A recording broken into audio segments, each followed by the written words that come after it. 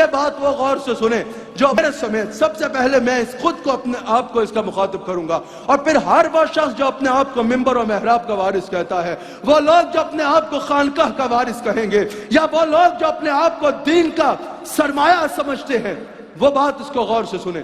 آج کے دور میں حضرت غوث اعظم سے بڑا ولی ہونا تو دور کی بات ہے، سب کو اکٹھا کر لو، میرا خیال ہے کسی کا سر غوث اعظم کے قدموں کے برابر نہیں ہوگا۔ لیکن غوث اعظم کی بات سنو، غوث اعظم کی یہ بات سننا اور سمجھنا خواص کے لیے بالخصوص اور عوام کے لیے بالعموم بہت ضروری ہے۔ وہ کیا ہے؟ حضرت شیخ عبد القادر جیلانی فرماتے ہیں، مجھے میرے شیخ حماد بن مسلم نے جب خلافت دی نا تو وہ ایسے ہی تو پلیٹ میں رکھ کے تحفے میں خلافت نہیں دے دی۔ آپ فرماتے ہیں مجھے بڑا مجاہدہ کرنا پڑا، حالانکہ یہ وہ غوث اعظم ہیں جن کی ولادت سے پہلے حسن بصری میں نے بیان کیا ان کی بشارت دے رہے ہیں، جنید بغدادی ان کی بشارت دے رہے ہیں، بایزید بستامی ان کی بشارت دے رہے ہیں، حضور کا جبہ امانتاً ان کے لیے جنریشنز میں چلا آ رہا ہے۔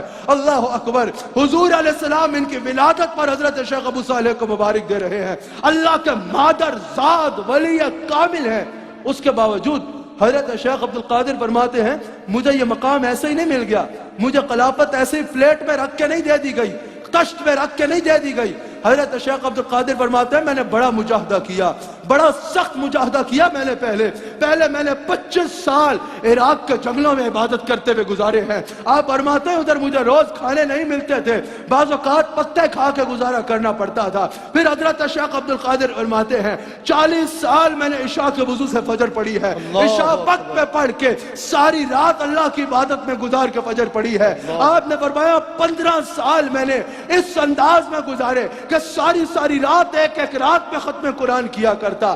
آپ فرماتے ہیں میں نے حد درجے کا مجاہدہ کیا، اس کے بعد مجھے خلافت ملی اور یہ مقام ملا جس میں میں آج فائز ہوں۔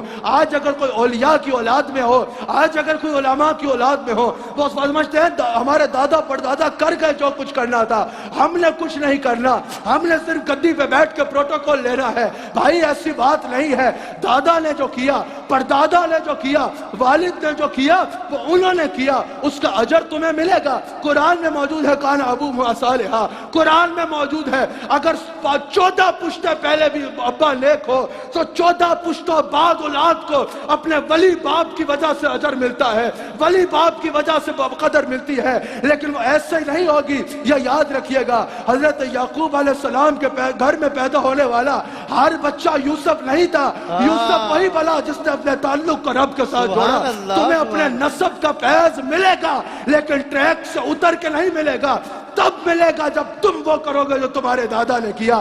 دادا تہجد پڑھتے تھے تو تم بھی تہجد پڑھو، دادا نمازیں پڑھتے تھے تو تم بھی نمازیں پڑھو، دادا روزے رکھتے تھے تو تم بھی روزے رکھو، دادا تبلیغ کرتے تھے تو تم بھی تبلیغ کرو، دادا نے دین پڑھا تو تم نے بھی دین پڑھا۔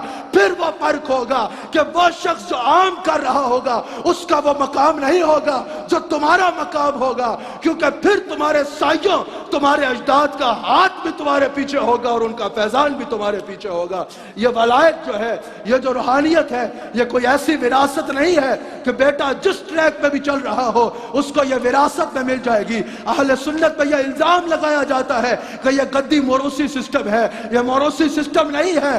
اگر باپ اللہ کا ولی تھا، بچہ اس ٹریک پہ چلے گا تو اس کا مقام ملے گا، اگر نہیں چلے گا تو مقام نہیں ملے گا۔ اگر والد ابو صالح جیسا ہو، پھر پیچھے جا کے دادا علی جیسا ہو، نانا رسول اللہ جیسا ہو، ماں سیدہ زہرا جیسی ہو، اور پھر بیٹا عبد القادر جیلانی جیسا ہو، تو وہ کیوں نہیں ایسا ہوگا کہ جس رستے سے گزرے گا فرشتے سلامی دینے کو حاضر ہوں گے۔ اللہ تعالی ہم سب کو حضور علیہ السلام کی سنت کو اپنی زندگی کا حصہ بنانے کی توفیق عطا فرمائے۔ پھر حضرت شیخ فرماتے ہیں جب مجھے اوج کمال آیا روحانیت کا، میرے شیخ نے مجھے خلافت عطا فرمائی۔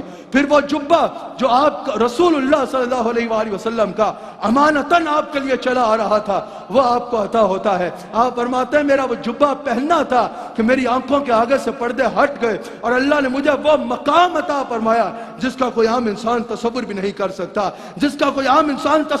کر سکتا،